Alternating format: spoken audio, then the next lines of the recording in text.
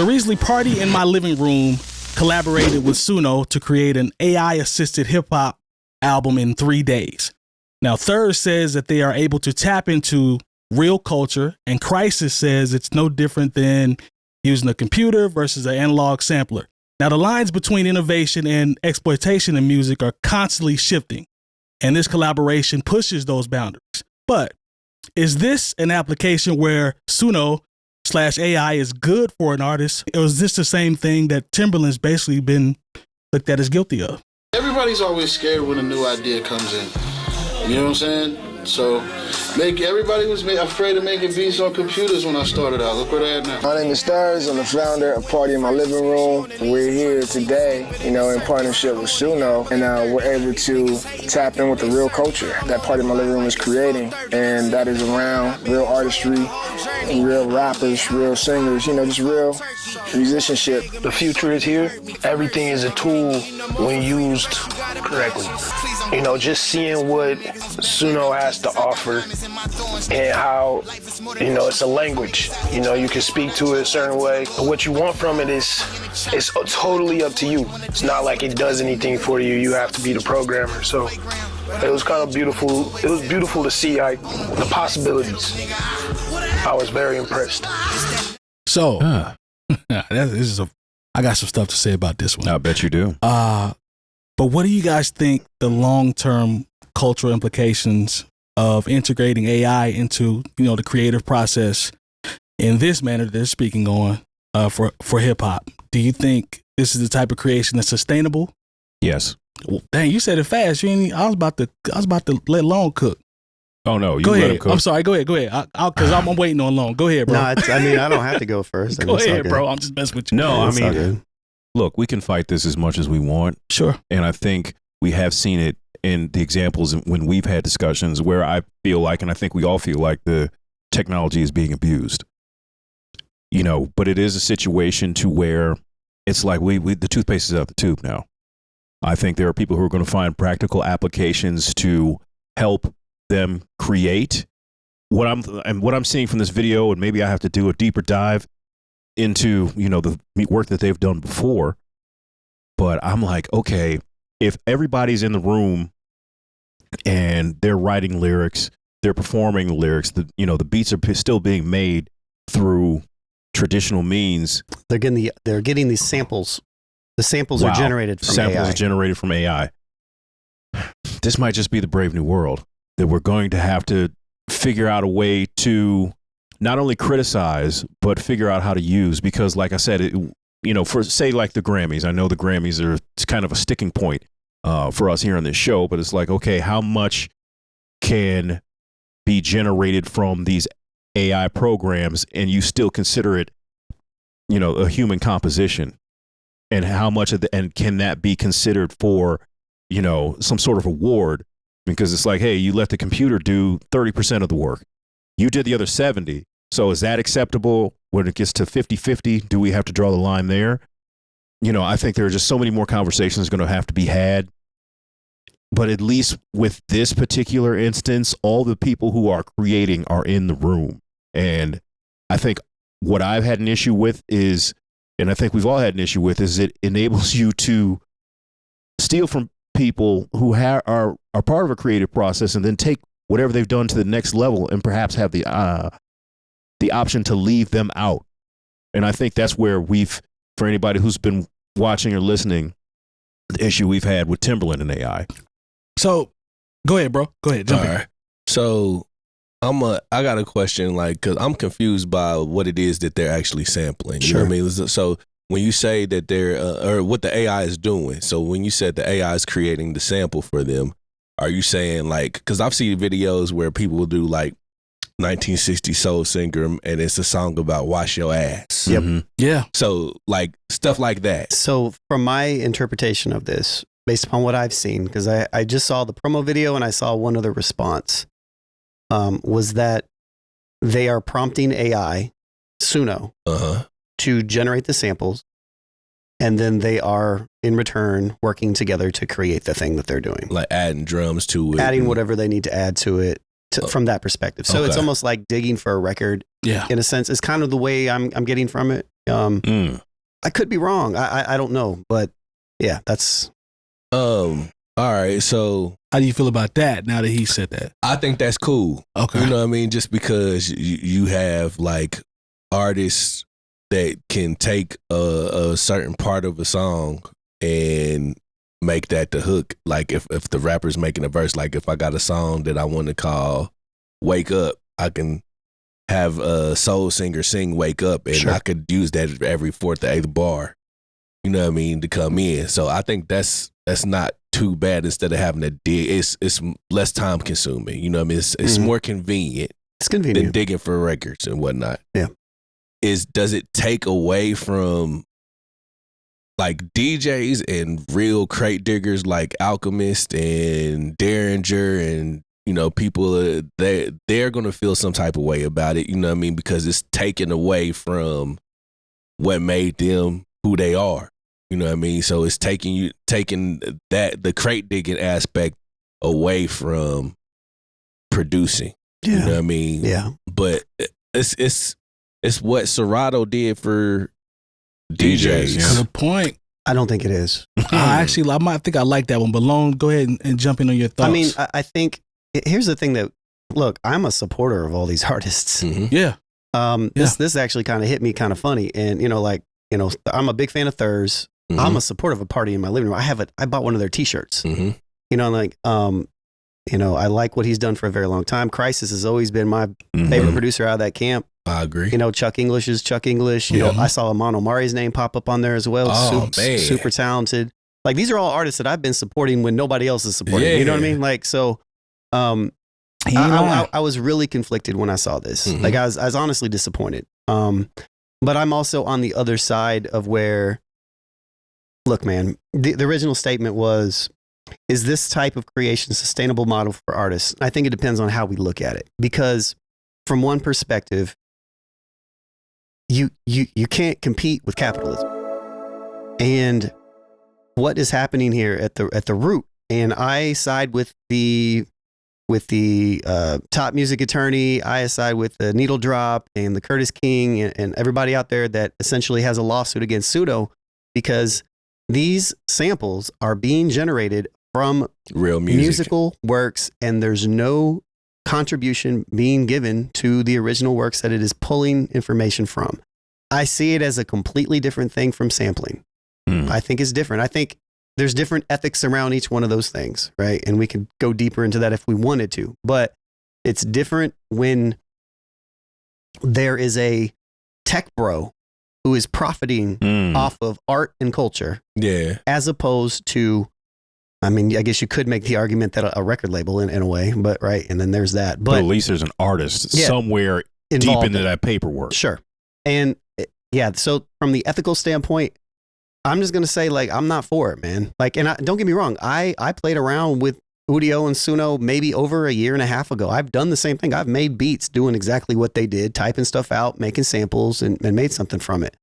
And I think as far as the ethical lines are concerned, I think it's a lot more ethical than just like generating songs and rapping on them, or just what Timbaland is doing, right? Which we'll probably get into. But to me, it's still a no for me in that aspect. Jay made a good point about it being outside of the bag. AI is just running rampant, but like, there has to be something in place to, if SUNO is pulling information from copyrighted works, I want to know if my music's being used.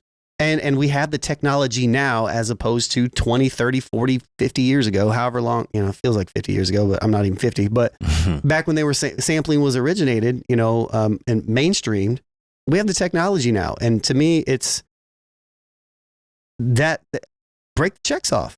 I think it's like I think it's something that's already being done, though. You know what I mean? Because hell, there are, I think it's like crate loops or something like that, loop hackers or something like that.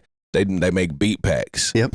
And it's the same thing though. Yeah, there was a few years ago, it might have been maybe 2 years ago, they released something on Instagram, and I went and listened to them, and it sounded almost exactly like You Can't Stop the Rain. Yeah. But it was not You Can't Stop the Rain. Yeah. You know what I mean? It was somebody singing the harmonies that, and it had the keys, chords, all of the same thing, but it wasn't that.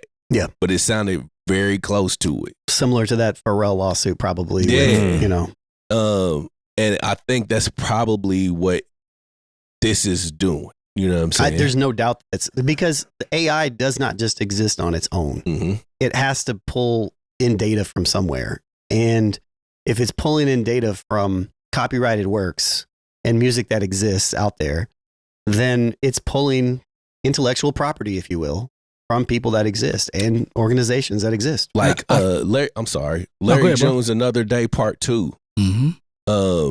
That is from a beat pack. Hmm.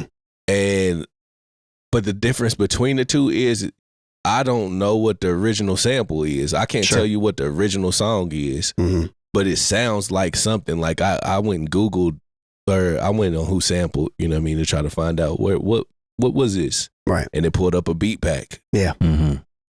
So I was like, damn. Well, what's that pulling that from? Yeah. Yeah, and that to me, that's the problem. I think it's out of the bag to some degree, but it doesn't mean it can't be corrected.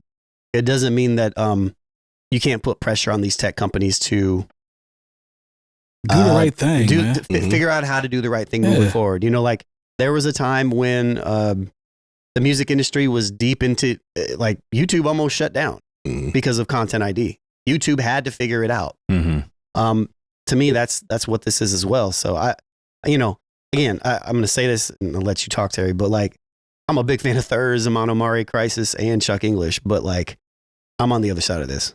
So I can jump in, bro. I really don't got a whole lot to add to that, other than the fact that the whole thing with this AI sampling, it's almost like a lot of people want to use it to be the ones say we're the first to create this type of project, and this is the selling point.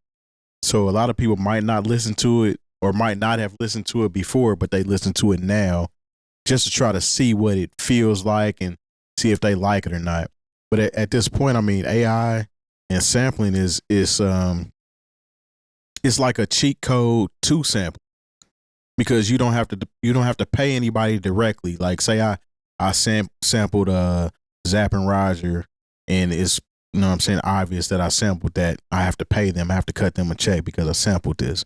With AI, it's taking a mixture of everything out there. It's taking bits and pieces, and then you're not paying anybody. So it's like it's a cheat code essentially. It's just a different level of exploitation. Yeah, that's exactly what it is. And it's like I feel like right now a lot of people are trying to run with the game because it's new, and it's appetizing to try. And I want to be the first person. This group of collective want to be one of the first people to actually come together and do something like that. But at the end of the day, I can't say that I'm excited about it, or that I necessarily agree with it 100%. Well, just like the example you gave with Zapp and Roger, if I type into the prompt, Zapp and Roger type whatever, I know it's probably more to it than that, then automatically Zapp and Roger need to receive some sort of compensation or credit. Yeah. Because even if it's something that's it's a derivative work, essentially, a lot of times, I could just say Ohio Funk, and that's going to take from all of them and still create that same similar sound, but it's not crediting one person. Well, then it's still skipping over the whole. I sampled Zapp and Roger. Now I'm sampling this quote unquote sound. You know what I'm saying? So I mean, it's a dirty game. It's the Wild Wild West right now with this AI shit.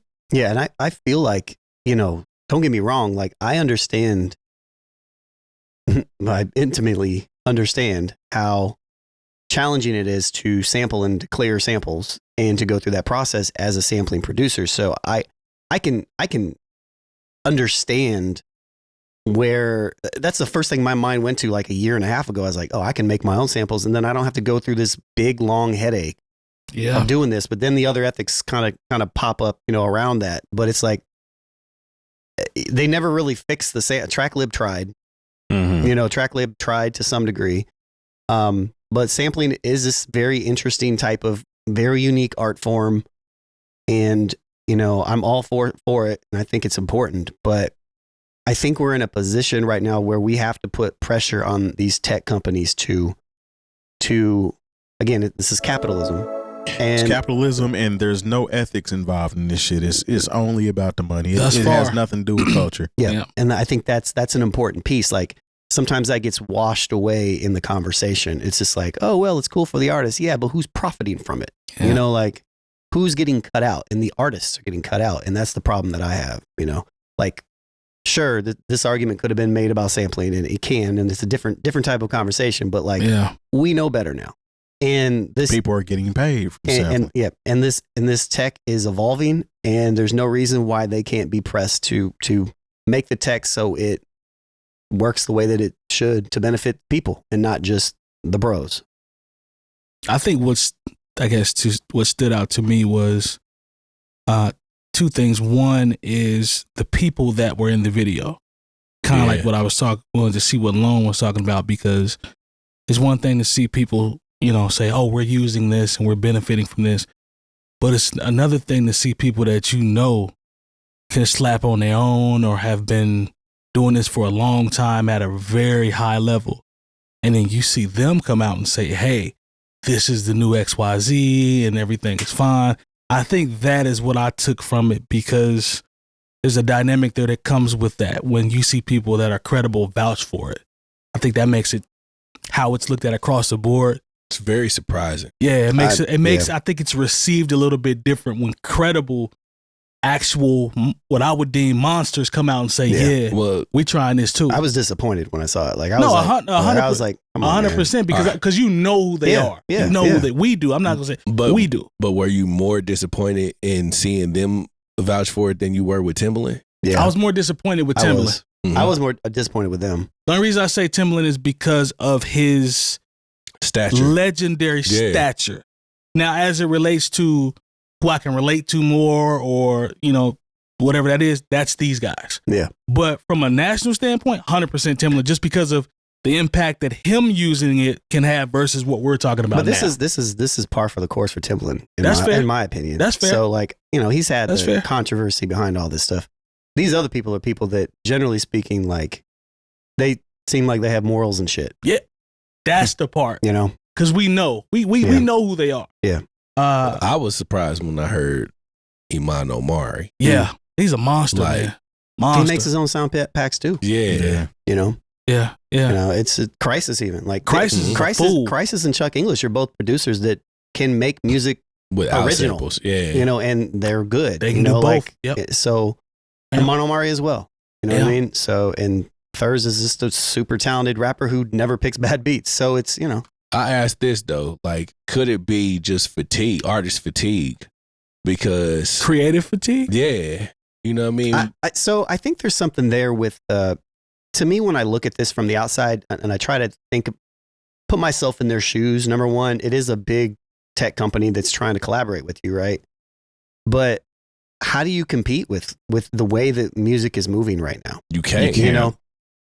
And that goes back to my first statement, is that you can't compete with capitalism. You can't compete with it as an individual. Like, I don't think jumping on board with it and trying to get on the train with it is the answer. I think it's to fight the power, essentially, you know, fight the establishment. And I understand why artists who have been in the trenches doing this for as long as they have made this decision. Like, I get it. I'm just disappointed in the decision. I think the artists that you just described, Lone, part of them says, I got it out the mud. I know who I am, and my record shows who I've been. Yeah. This is just something that I'm trying now to see, you know, if I can put my own spin to it or try to make it a little bit different. It's what everybody's doing, or get a check. To me, it's about getting a check. Get a check. Yeah, to me, it's so this whole group of artists are people that we're familiar with. Facts. But the masses are not familiar with this group of individuals. I feel like, and I could be wrong, they may be using this as a springboard to introduce themselves to a wider audience because of the type of project that it is. It's an AI project, and that alone, like I said before, is going to get other ears on it just because they want to hear what the AI situation sounds like, whether they like it or not.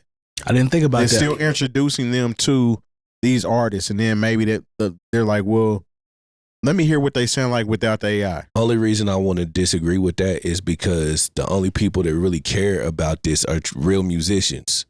You know what I mean? Ooh. Like the average people that care about if it's AI assisted or not. Yeah, the average consumer does not give a damn whether it's real music or AI. They just want it to slap. I don't know if I 100% agree with that. Like it's hot right now. I mean, AI is a hot topic. I feel like we're getting into more of a. I mean, you see the slang AI slap all the time in the comments, and you know, even with the artwork, it's frowned upon pretty heavily in general. And I don't think it's frowned upon just by musicians and artists in general. I think it's just a disdain for people that appreciate art at a high level. Mm-hmm. And I would say that in general, where I will agree with you is I do think that we as a society, and I've said this many times, I think that we as humans value convenience way more than the art. Mm-hmm.